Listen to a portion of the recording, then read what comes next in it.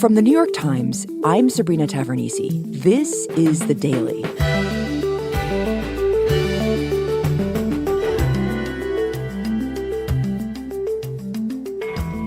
Nearly 2 months into the war in Ukraine, many Russians have gone from shock and denial to support for their troops and anger at the West. Today, my colleague, Anton Trynovsky, on what's behind that shifting view and what it means for those who go against it. It's Tuesday, April 19th.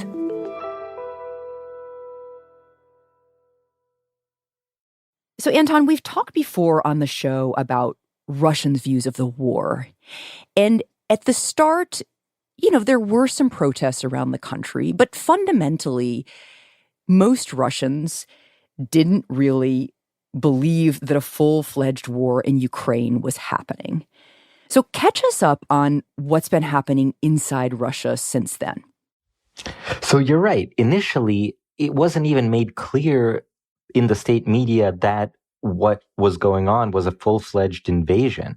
Putin, when he announced this on the morning of February the 24th, described it as a special military operation to protect people in that eastern Donbas region of Ukraine. And that's how the TV news presented it. You didn't really hear anything about the fact that Kyiv was being hit by airstrikes and that the suburbs of Kyiv were being attacked by Russian troops. So for a big part of the population in those early weeks of the war, it wasn't even clear that their country had mounted a full-fledged invasion of their neighbor. Right. There were other Russians who did see what was going on. And there were protests around the country in dozens of cities. In total, more than 15,000 people were arrested. And then on March 4th, Putin signs a law that puts in place really extraordinary penalties for countering the official Kremlin line on the war in Ukraine in basically any way. So, of course, Russia has been limiting free speech for a long time, but this was really taking it to another level. According to that law, someone publishing something described as fake news about the war in Ukraine can be sentenced to up to 15 years in prison. Fake news meaning anything that's not what the Kremlin says happened? Exactly. So even calling this a war as opposed to a special military operation, which is the officially approved terminology in Russia, can get you thrown into prison. So this has a huge impact both on media coverage of the war inside Russia and on any protest movements. Right. So it sounds like it really raises the stakes for someone to go out and protest because you could potentially face 15 years in jail for it. So what happens next?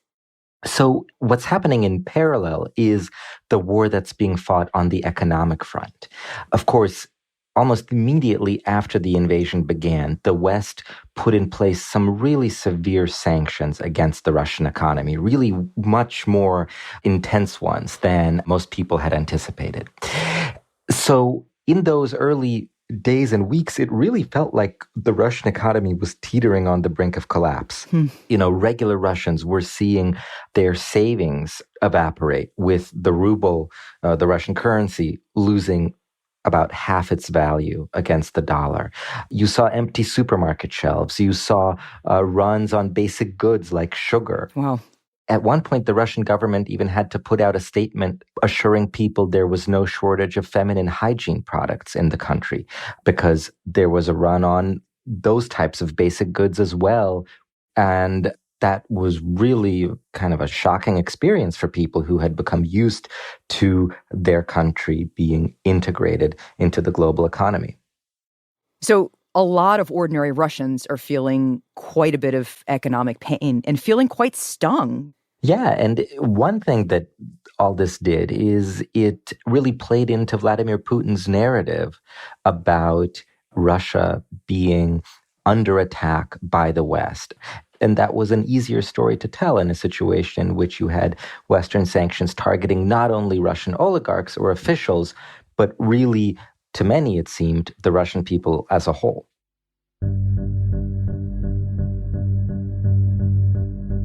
But then the Russian economy doesn't actually collapse. The central bank manages to stabilize the ruble and actually bring it back to where it was before the war began. You don't see that panic buying that I mentioned earlier really widen out. For many Russians, things aren't really all that different from the way they were before economically. Mm-hmm. And I think what that does is sort of activate this kind of patriotic impulse in many Russians, where they're seeing the whole world, to put it bluntly, ganging up on them, and yet they keep going. Russia is surviving. And it's a narrative that Putin really quite deftly activates for his own purposes here. In what way? Well, the Russian state media, Russian state television is starting to really intensify this us versus them narrative. They're no longer talking about it as a limited special operation in eastern Ukraine. They are increasingly talking about it as an effort to really take all of Ukraine. And very importantly, they're talking about this as effectively a war against the West being fought on Ukrainian territory. The idea being that Russia has to fight this war on Ukrainian territory, or else Russia itself will be destroyed. We're just seeing more and more of this kind of really shrill existential rhetoric on TV in prime time every night. So the war in Ukraine is really about the West and about confronting the West, which was inevitably going to come and try to destroy Russia. Exactly. And that's a narrative that was laid out most dramatically by Putin in a speech he gave on March 16th. This was a video conference with senior regional officials. Политика сдерживания, ослабления России, в том числе с помощью экономической изоляции, He says the policy of containing and weakening Russia, including through economic isolation, is a deliberate long-term strategy. He says the leaders of the West no longer hide the fact that sanctions are not directed against individuals or companies. Their goal is to strike a blow against our entire domestic economy, our social and humanitarian sphere, against every family and every citizen of Russia. Коллективный Запад пытается расколоть наше общество, спекулируя на боевых потерях. He says the West is trying to provoke civil confrontation in Russia. And he says the goal is the destruction of Russia. Wow. And so then he goes from there to probably, the scariest moment of the speech, where he starts talking about traitors. Но любой народ, а тем более российский народ, he says, всегда сможет отличить истинных патриотов. Any people, let alone the Russian people, will always be able to distinguish true patriots from scum and traitors. От подонков и предателей. И просто выплюнет их, как случайно залетевшую в рот. And will simply spit them out like a fly that flies into their mouths by chance. Убежден, такое естественное и необходимое самоочищение общества только укрепит нашу страну. I am convinced that such a natural and necessary self-purification of society will only strengthen our country's solidarity and readiness to respond to any challenges. When Putin talks about scum and traitors, who's he referring to exactly? Well, he means anyone who's against him right now, anyone against the war. He said earlier, as we just heard, that the West is trying to split our society to provoke civil confrontation in Russia and thus destroy Russia. He's saying anyone who's on the side of the West right now, anyone who's on the side of peace, is playing along with the West's efforts to destroy our country from within and is thus a potential traitor. So this kind of us versus them language that's really at a level we have not heard before from Putin sets us up for a new and even darker phase in the country domestically.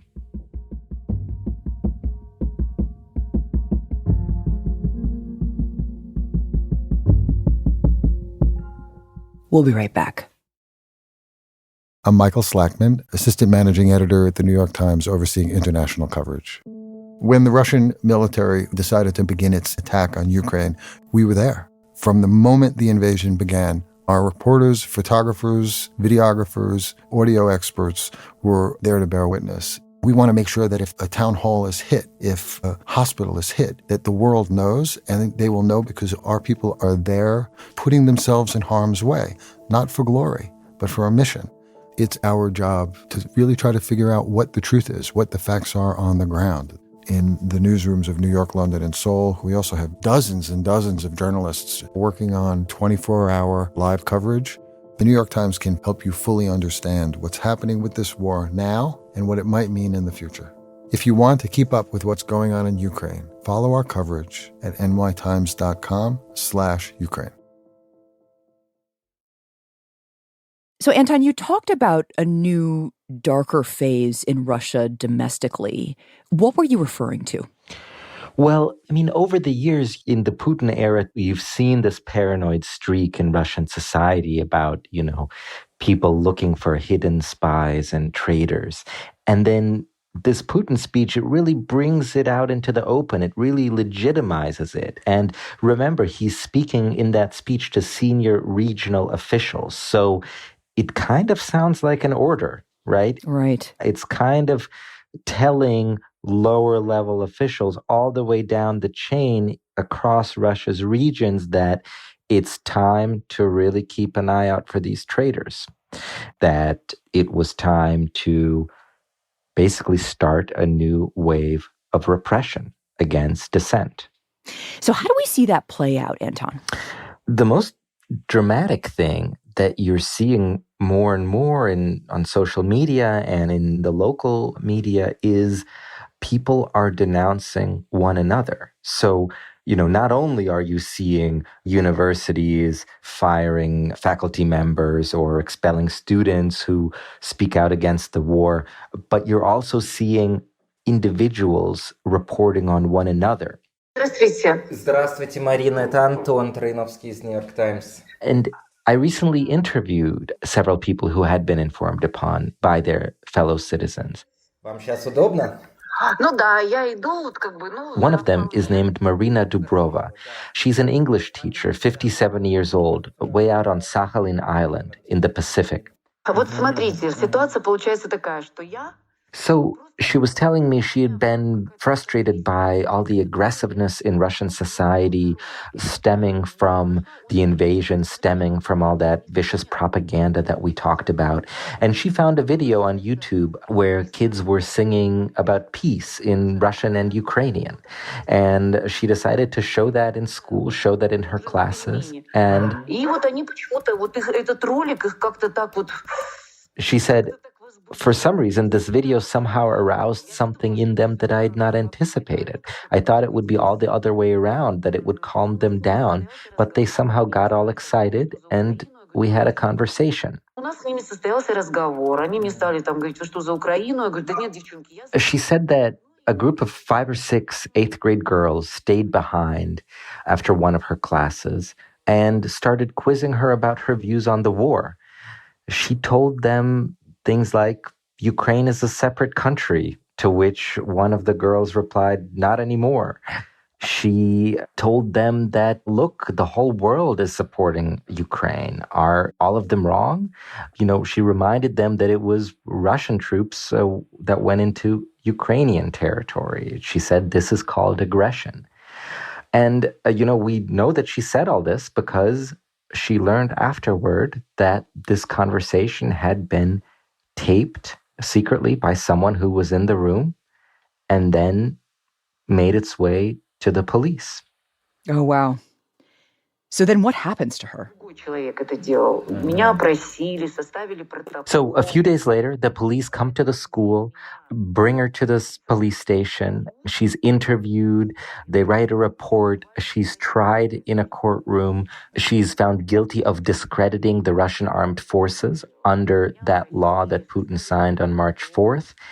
She was fined about $400, which is more than a month's salary for many Russians. And she says all of this happened in just 5 or 6 hours. Within 5 or 6 hours. That's very, very fast. Yeah, she told me that this was madness. That the people around her had plunged into some kind of madness. She described Russian society as being in a kind of frenzied state where people know with absolute certainty that they are right, that everything that their government is doing is being done correctly. And she even told me about people she knew who she thought had shared her critical point of view about what was happening in the country. She said that she saw them suddenly turn in favor of the war, in favor of what the Kremlin was doing, and she said that this scared her.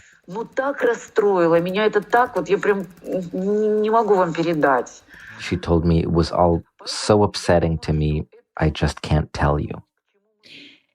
And what's happening with Marina now, Anton? Well, one of her former students raised money to pay that $400 fine, but she refused to take the money. She brought it to a local dog shelter and said she was going to pay that fine herself. She was also fired from her school, where she had taught for 30 years. She's now appealing the fine and her dismissal. And she told me that... Что будет дальше для вас и вообще глобально? You know, she understands the risks of speaking out in this environment, but that she feels she has no choice but to do that because this is a time where people who disagree with what's going on can't be silent. She told me, I know it's a long shot, but I'm fighting. Here I am. Ладно, спасибо большое, Марина. Да, до свидания. Anton, how common is Marina's story? I mean, how many people have been reported on and arrested for speaking out against the war or against the Russian military? We're certainly not talking about a mass movement of any kind, but this is a time right now where it seems like almost every day there's a report in the Russian media about something like this happening. I spoke to OVD Info, which is a rights group that helps people who get detained for political reasons. And they told me they've never seen anything like this. They've never seen so many cases of people reporting on their fellow citizens. So the thing is, we don't actually have raw numbers here of how much this is happening. For all we know, it does still seem to be isolated incidents, not a mass phenomenon. But each of these cases that gets into the media, that gets amplified on social media, sends a real message to Russians everywhere, which is, this is not a time for dissent. You know, Putin still so strongly controls how people see what's going on, controls the narrative of Russia. But, you know, how long can that last? Yeah, well, you're right. Domestically, he seems to really have the situation in his grip. But there are several question marks. I'd say the economy is the biggest question mark. As we discussed, for now, the Russian economy has avoided collapse, but it's still pretty close to the precipice. The mayor of Moscow this week said 200,000 jobs in the capital alone are at risk as a result of international companies pulling out of Russia. Oh, wow. You know, the central bank chairwoman gave a speech in which she warned that right now the Russian economy is basically surviving on reserves and that those reserves would run out in the coming months. So part of it is all these really severe sanctions, their impact has been delayed by actions that the Russian government has taken. But those consequences will still play out. And then the second X factor, of course, is the war. Right now, we are seeing the Russians apparently begin that offensive in eastern Ukraine. We've been awaiting for several days. How is that going to go? If Putin manages finally to secure kind of a resounding victory on the battlefield, that seems sure to help him at home. Whereas if the Russian military continues to get bogged down, if it becomes ever less clear what exactly the Russians are fighting and dying for here, that could also spark some domestic discontent. And if either of these two things go south, I mean, the economy completely goes off the rails or the war continues to go terribly wrong, what will that mean for Putin? And what will that mean for Russia? Well, we do have to anticipate that the harder things get for Putin domestically in economic terms and in Ukraine on the battlefield, the more he'll see a reason to crack down even harder domestically. And we just don't know where Russian society goes at that point. You know, you have to remember, this is a society that for 30 years has been reaping the fruits of globalization, that has been living in more or less an environment that had more freedom of speech than Russia had basically ever before, that was more interconnected to the world than ever before. And with this war, all of that has suddenly gone away. How society reacts to such monumental dislocation, we just don't know. So for the moment, Putin appears to be in control, but that's kind of a snapshot in time we're talking about. And looking further down the road, the picture remains very, very murky.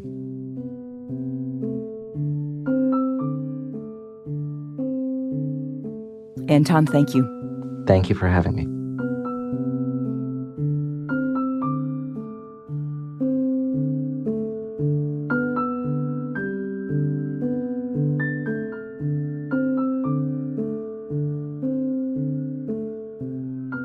We'll be right back.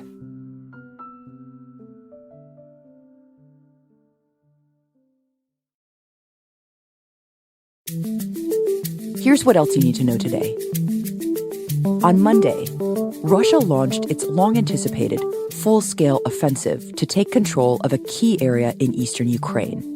Ukraine's president, Volodymyr Zelensky, announced the start of the surge in a video address, saying, quote, "The Russian troops have begun the battle for the Donbass." He added that a, quote, "significant part of the entire Russian army is now concentrated on this offensive." And a judge in Florida struck down the nationwide federal mask requirement on planes, trains, buses, and other public transportation, ruling that federal health officials had exceeded their legal authority to keep the mandate in place. In the hours after the ruling, the nation's largest airlines had dropped their mask requirements for domestic flights, and Amtrak said passengers and employees would no longer need to wear masks. The Biden administration said it was reviewing the judge's ruling and assessing whether to appeal it. Today's episode was produced by Eric Krupke and Diana Wynn, with help from Lindsay Garrison. It was edited by MJ Davis-Lynn and Lisa Chow.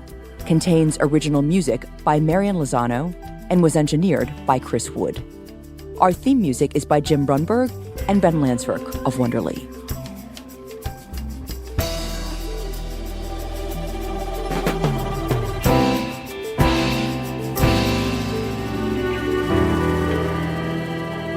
That's it for the Daily. I'm Sabrina Tavernisi. See you tomorrow.